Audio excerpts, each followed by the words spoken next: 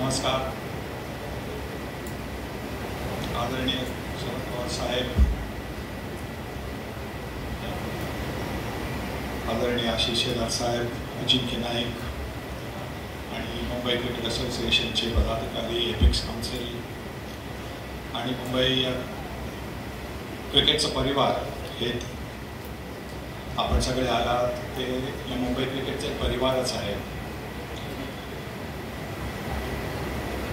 सर्वप्रथम मुंबई क्रिकेट असोसिएशनचे मनपूर्वक आभार मानतो की त्यांनी हा पुतळा उभारला इकडे. हा माझा नाही, पण माझ्याबरोबर जे भागीरथी बिल्डिंग पासून अंडरहँड टेनिस बॉल मी खेळल्यापासून, शाळेमधले जे माझ्याबरोबर खेळले, क्लब क्रिकेटमध्ये जे माझ्याबरोबर खेळले, रणजी ट्रॉफीमध्ये माझ्याबरोबर जे खेळले, टेस्ट क्रिकेट माझ्याबरोबर जे खेळले, त्या सगळ्यांचा हा गौरव आहे माझा.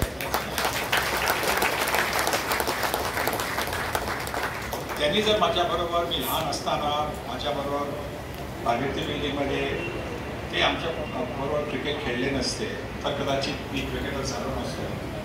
मग रणजी ट्रॉफी म्हणा किंवा क्लब क्रिकेट म्हणा, तिकडे देखील जो ड्रेसिंग रूममध्ये प्रॅक्टिस करताना जो सगळ्यांचा साथ मिळायचा, सगळ्यांची मदत असायची, त्याच्यामुळेच आज हा हे आहे ते त्यांच्या सगळ्यांच्यामुळे, माझ्या एकट्यामुळे नाही आहे. आणि म्हणूनच मला आणखी आनंद वाटतो की माझ्याबरोबर तुम्ही माझ्या सगळ्या सहकार्याचा केला आहे. मुंबई क्रिकेट असोसिएशनने आधी पण बोललं आहे की माझ्या आईसारखी, माझी आई मला, आणि बाबा ऑफिसला जायचे तेव्हा मला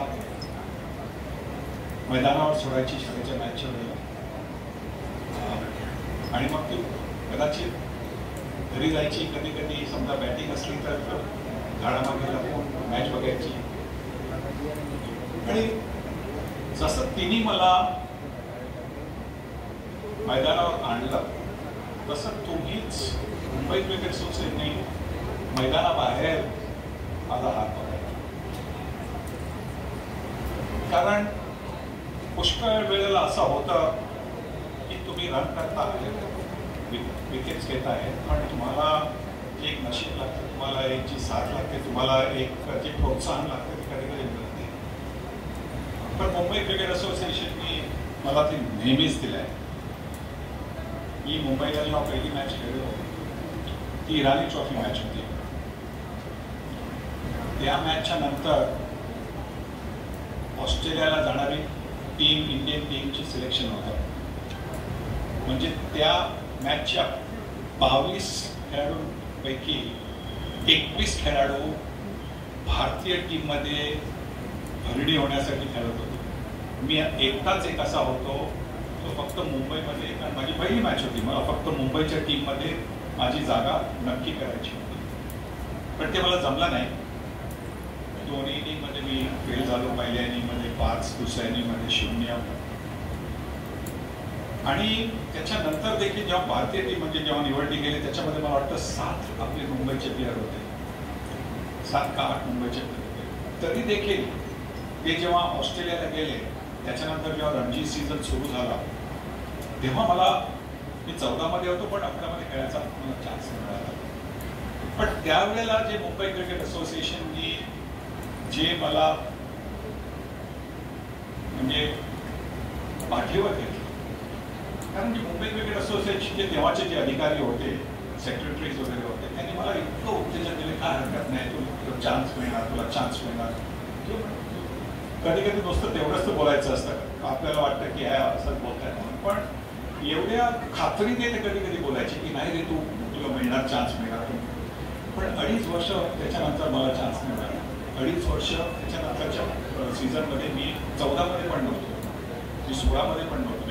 ॲक्च्युली 2.5 वर्ष मी मुंबई टीमच्या 14च्या बाहेर होतो. आणि नंतर जेव्हा मी आलो टीममध्ये परत, तेव्हा माझे जे कर्णधार जे आज इथे असते तर आणखी आनंद झाला असता, अजित वाडेकर, त्यांनी जसं मला सांभाळून घेतलं, त्यांनी सांगितलं काही हरकत नाही, तुला तू किती रन केले तरी तू ती सेमीफायनल होती, तू पुढची मॅच नक्की खेळणार, फायनल नक्की खेळणार.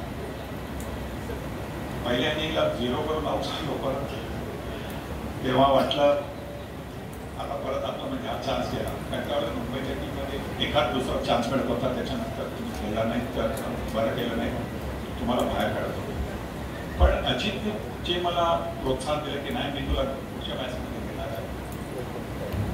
त्यामुळेच दुसऱ्या मॅचमध्ये दुसरी मॅच झाली तिकडे मी सेंचुरी करू शकलो. आणि म्हणूनच तर आज अजित इथे असता तर आणखी बरं वाटलं असतं. माझे कॅप्टन होते आणि त्याच्यानंतर भारतीय टीमसाठी देखील अजित माझे पहिले कर्णधार होते.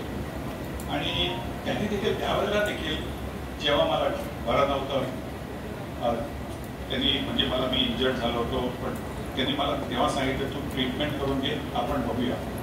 अर्थात कोण आपल्याला म्हणजे जागा नक्की असं सांगत नाही, पण जशी मला एन्करेजमेंट दिली ती मी कधी विसरू शकत नाही. म्हणून असं आज अजित तिथे असता तर बरं वाटलं असतं, आज आई बाबा असते तर बरं वाटलं असते, माझे सासू सासरे असते तर मला आणखी आनंद वाटला असता. माझे 2 भावंडासारखे मिलिंद रेगे आणि हेमंत पायंगण घरी असते तर आज आणखी आनंद झाला असता. कारण ह्या सगळ्यांनी जी मला मदत केली आहे, की माझ्याबरोबर राहून मला नेहमी कॉन्फिडन्स देऊन मला माझ्यामधला जो विश्वास आहे, आत्मविश्वास आहे, तो कधी मला कमी करायला दिला नाही. या सगळ्यांनी मी पुष्कळ लोकांची नावं देऊ शकतो, पण ही नावं अगदी लगेच येतात. मी नेहमीच म्हणत असतो की मी क्रिकेट इतिहासाचा विद्यार्थी आहे. कारण आमच्या वेळेला व्हिडिओ नव्हते, फक्त पुस्तक असायची किंवा मॅगझिन्स असायची. ती मॅगझिन्स वाचायची किंवा पुस्तकं वाचून क्रिकेटचे म्हणजे जे पहिले खेळाडू होते त्यांच्याबद्दल काहीतरी जी माहिती मिळायची ती त्याच्यापासून काहीतरी शिकायचा प्रयत्न करायचो. मॅगझिनमध्ये काही काही आर्टिकल्स असायची, जे कोणी बायोग्राफीज लिहायचे त्यांच्या ऑटोबायोग्राफीजकडनं काही शिकायला मिळायचं. आणि तेच एक होतं की प्रत्येक वेळेला काही ना काही करून शिकायला पाहिजे. कारण मला माझ्या मामाने सांगितलं होतं, माझा मंत्री नाही ते पण आज असते तर आणखी आनंदाची गोष्ट झाली असती. त्यांनी मला शिकवलं होतं, शिस्त शिकवली होती त्यांनी. क्रिकेटमध्ये एक शिस्त लागते, ती मला क्रिकेटमध्ये शिस्त शिकवली होती. त्यांनी मला सांगितलं त्यांच्या घरी त्यांच्या कपाटाच्या घरामध्ये एवढ्या टोप्या होत्या आणि मी एकदा म्हटलं की मी टोपी घेऊन एवढ्या टोप्या तुमच्याकडे. त्यांनी सांगितलं नाही, ती मी अर्न केली, मी माझ्या घामाने मिळवलं आहे. तू जेव्हा घामाने मिळवशील ती टोपी तू घालशील तेव्हा तुला आणखी म्हणजे छान वाटेल. आणि एक्झॅक्टली ते झालं. तर मी वेस्ट इंडिजला गेलो होतो पहिल्या टूरला. आम्हाला सगळ्यांना एक टीम म्हणून आम्हाला सगळ्यांना एक ब्लेझर मिळायचा, स्वेटर मिळायचा, कॅप मिळायची. पण ती कॅप मी जोपर्यंत टेस्टमध्ये खेळलो नाही पहिली तोपर्यंत, आधी काही मॅचेस खेळलो होतो, पण जोपर्यंत मी भारतासाठी टेस्ट मॅच नाही खेळलो तोपर्यंत मी ती कॅप नाही घातली. नुसती सफेद टोपी घालत होतो पण ती कॅप नाही घातली. कारण मला माझ्या मामांनी मला एक सांगितलं होतं की नाही, ती खेळल्याशिवाय तू कॅप वापरू शकत नाही. हे सगळं जे मला शिकायला मिळालं होतं ते वाचून किंवा कोणाला भेटू. आणि त्यासाठी आज तुम्ही जे हे संग्रहालय त्याचं उद्घाटन केलं आहे ते फार छान काम केलं. कारण हे आता ह्यांनी फक्त मुंबई क्रिकेट नाही पण बाकीच्या भारतीय क्रिकेटचे जे इतिहासाबद्दल जे युवा खेळाडू आहेत त्यांना सगळ्यांना इथे येऊन एक उत्तेजन मिळेल की काय केलं, कशाने ते मोठे, कुठले जे क्रिकेटर आहेत ते मोठे झाले, कसे काय त्यांनी परिश्रम घेतले, काय कसं केलं. आणि त्यासाठी याची एक गरज होती. इतके वर्ष मला पण वाटायचं की इथे एक म्युझियम झालं पाहिजे. आणि पवार साहेबांनी सांगितल्यानंतर तुम्ही हे केलं ते फारच छान केलं. कारण आणि डिजिटल मध्ये ते आणखी छान. कारण डिजिटलमध्ये आपल्याला ऍक्च्युली आपण जे म्हणजे पूर्वीचे जे आपल्याकडे व्हिडिओज नसतात ते नाही, त्या व्हिडिओज डिजिटली आपण एक व्हिडिओ करून आपण त्याच्याबद्दल मागे जे क्रिकेट होतं, कॅमेरा वगैरे याच्यावर, टेलिव्हिजन कॅमेरा वगैरे याच्यावर, त्याबद्दल आपण जे युवा खेळाडू आहेत त्यांना आपण दाखवू शकतो. त्याबद्दल तुमचं अभिनंदन करतो. मी इथे कांगा लायब्ररीमध्ये यायचो. कांगा लायब्ररीमध्ये पुस्तकं वाचायचो, त्याच्याकडनं पुष्कळ काही शिकायला मिळायचं. पण मी आता इथे हे जेव्हा तुम्ही संग्रहालय